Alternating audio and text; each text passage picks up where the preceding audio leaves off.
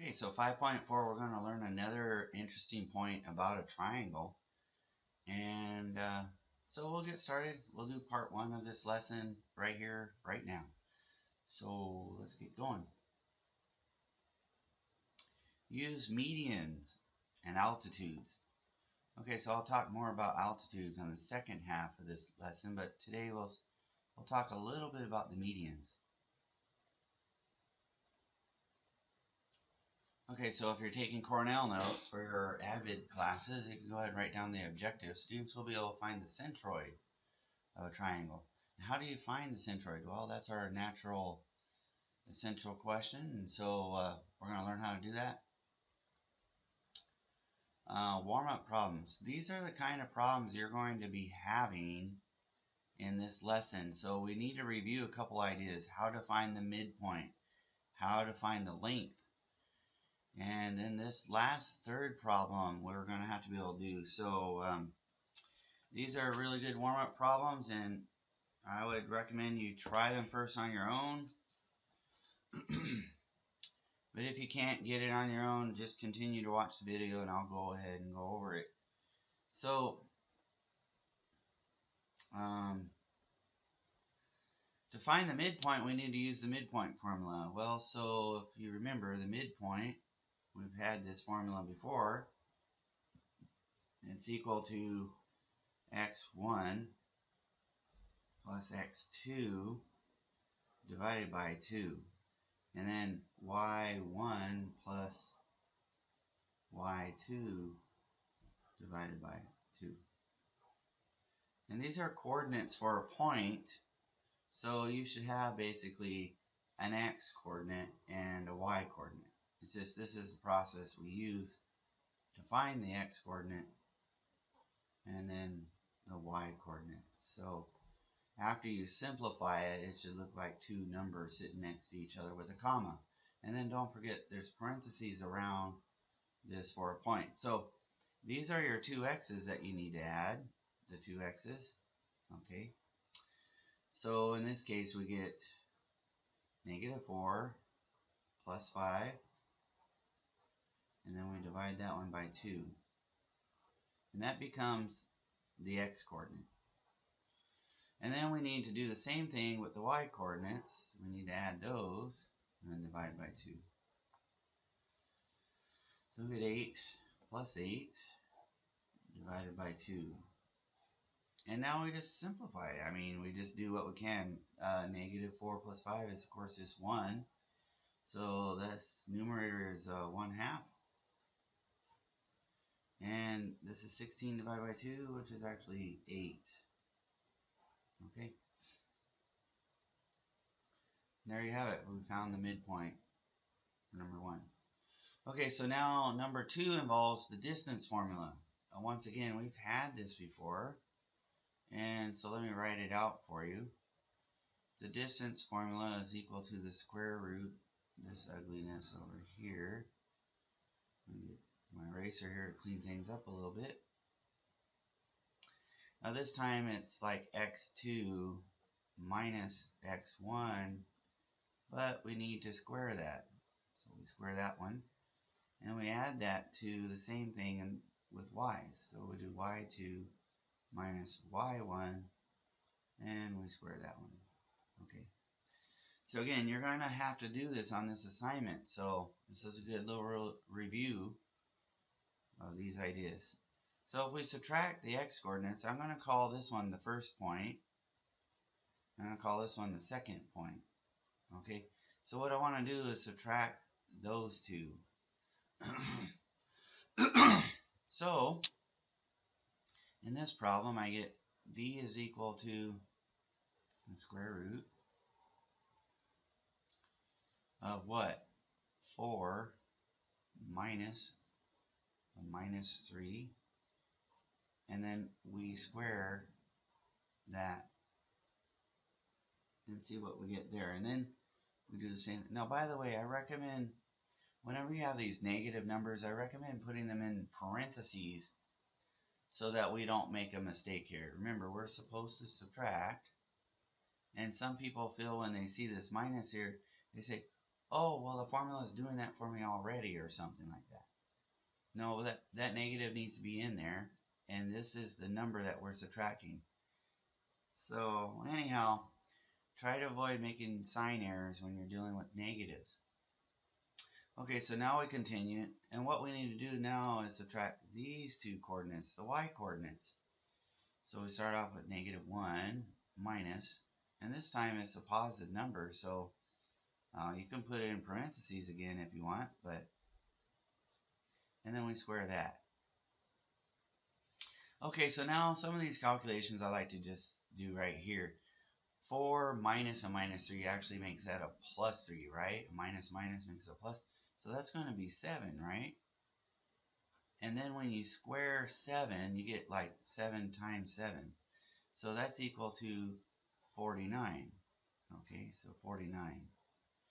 And then a -1 minus 2, well, that's the same thing as -3. Okay, well, what's -3 squared?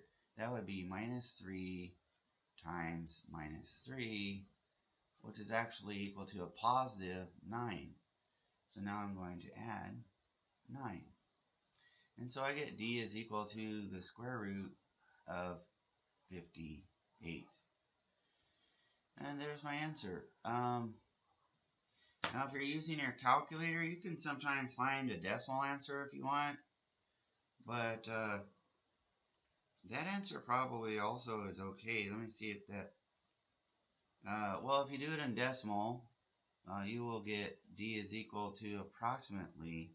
It's not the exact answer anymore because we have a decimal and we've rounded off somewhere. So this 7 point, I could call it 7.6 or so. It's about 7.6. But if you look on your screen, the decimals go on. I mean, it's 7.6, 1, 5, 7, 7, 3, 1, 0, 6. And even this is not the exact answer. This square root actually goes on forever. So this is what we call an approximation. This is what we call the exact answer.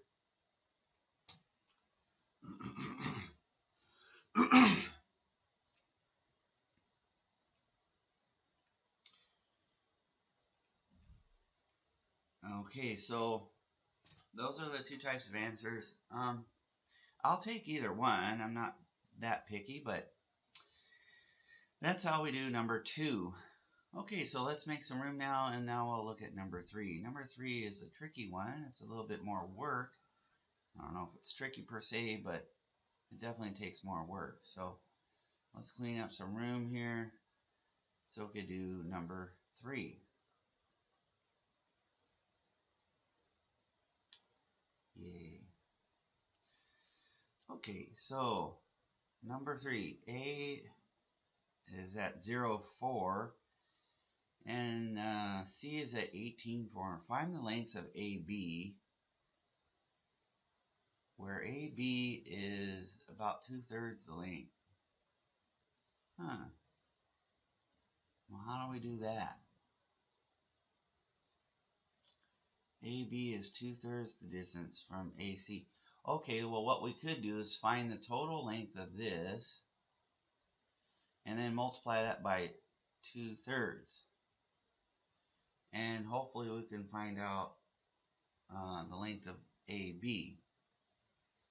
And, okay. So we're going to start out by finding the length of AC, okay, using the same method we did for number 2. It's equal to the square root, okay, square root of what? Well, again, we have to subtract the x coordinates, so we get 18 minus 0, and then we're going to square that. And then we're going to do plus, and then we subtract the y coordinates. So we get 4 minus 4, and then we square that. Okay, so let's take a look at what we have here. We have 18 minus 0, well, that's just 18. And here we have 4 minus 4, which is 0, and you square that, you get 0. So look at this here. We got the square root of 18 squared. Well, if you remember, a square cancels out a square root because they are inverse operations. So this cancels off, and so the length of AC is actually equal to 18. Okay?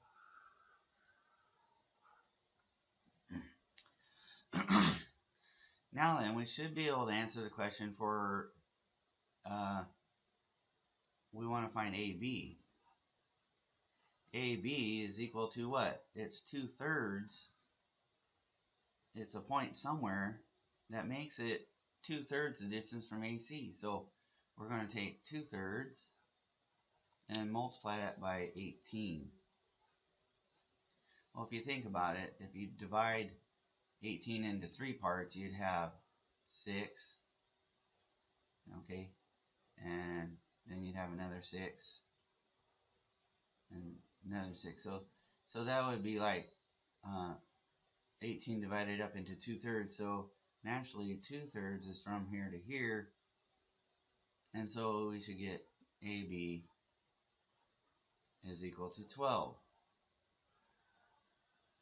Okay, and likewise, you can just work with your calculator, but the 3 cancels off the 18 to give you what? 6. And then 6 times 2, of course, is 12. Well, these problems are going to be very similar to the ones you're going to be doing on your homework. So get used to them and be patient. The distance formula is kind of annoying at times. Anyhow, let's continue. We're going to do just a little bit more. The median of a triangle. What is the median of a triangle? It is a segment from a vertex to the midpoint of the opposite side. Okay. The 3 medians are concurrent, and this point is called the centroid. Okay, so draw a picture. Alright, this is where you should stop the video and try this yourself first for about 5 minutes or 2 minutes or whatever. Well, let's see if we can draw it here. So we start off with a generic triangle.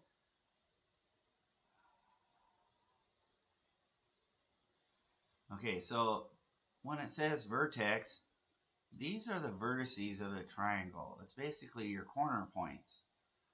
So these are your vertices, A, B, and C. Now you're supposed to draw a line in here to the midpoint of the opposite side. So if you draw on the midpoint for this side here would be, I don't know, right about there. But what it would do is make this side congruent to this side because it's a midpoint, right? That would be a midpoint number 1. Okay, so we draw on this line from the vertex to the opposite side. Remember, if this were like an eyeball, the eye would be looking at the opposite side. Remember, we did this from chapter 7. That's the opposite side over there. Okay, so anyhow, let's clean this up a little bit. You might want to use a ruler for this and make sure that your lines are very, very straight. Anyhow, I'll freehand mine. Mine aren't too good, but this line here, that line right there is called a median. Well, as you might imagine, every triangle has 3 medians. And so the next median, I'm going to draw a different color, will go from this side to its opposite side. Again, you have to go to the midpoint. So you got to find the midpoint somewhere over here. I would say it's right about here. And now this side is congruent to this side. And we draw from the vertex to its opposite side. So I'm going to try and draw this in. I'm going to say it's right there. So this also is a median. And this would be like midpoint number 2. And this is a median right here. Okay.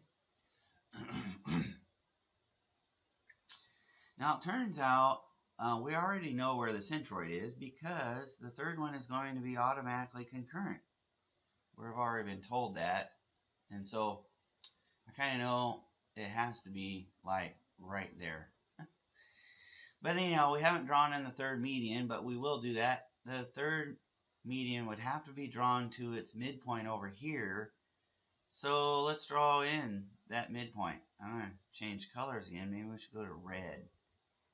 Okay, we're going to say the midpoint is right about there, and so that this side here is congruent to this side here. And if we draw this in like this, there we have the third midpoint, and this is the third median. And this point right there is called the centroid. Now the amazing thing is that if this were made out of cardboard, we would be able to balance the triangle at that centroid. It's what we call the balance point. This is the centroid, and this is what we would call the balance point. And if everything else has been done correctly, you could also balance along a median. I'll demonstrate this in class, I think, but this is where we will stop. And so anyhow, we'll finish up the rest. We're going to learn about one more point on part 2. It's called the orthocenter.